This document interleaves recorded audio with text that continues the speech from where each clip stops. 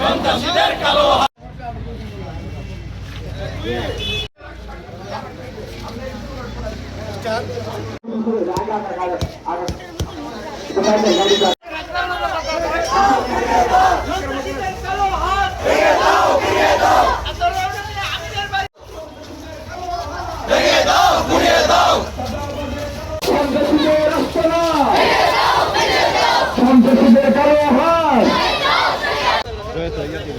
শুধুমাত্র একটার তাগিদে আজকে আমাদের মা বোনেরা তাদের একটা গণসংযোগ করেছে।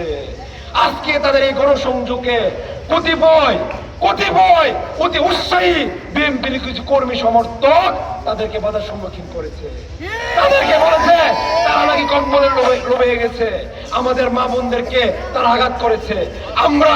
আমরা এর তীব্র নিন্দা জানাই এবং বাংলাদেশের আবমর ভৈরব কলিয়াজরের আবমর সকল জনতাকে আমরা বলতে চাই, আপনারা নিয়ন্ত্রণের পক্ষে থাকুন।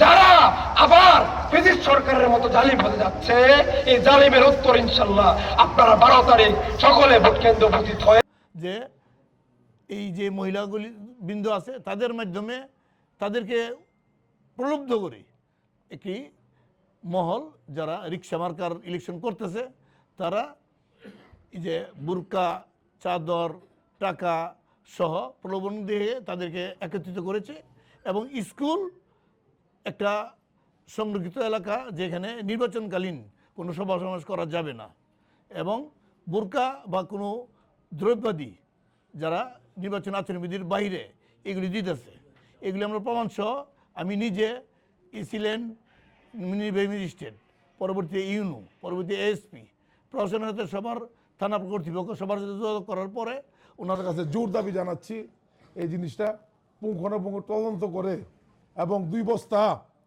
এই কম্বল, চাদর, বুরকা যে ছিল এগুলা উদ্ধার করে তার বিরুদ্ধে আইনগত ব্যবস্থা নেওয়ার জন্য উদারত আহ্বান জানাচ্ছি।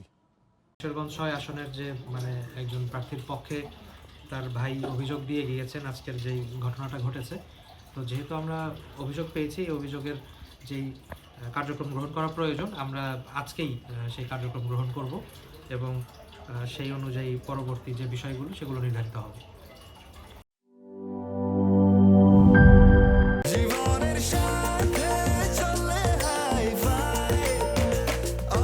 স্বাস্থ্যকর অল টাইম, সব সময় অল টাইম হেলদি লাইফ।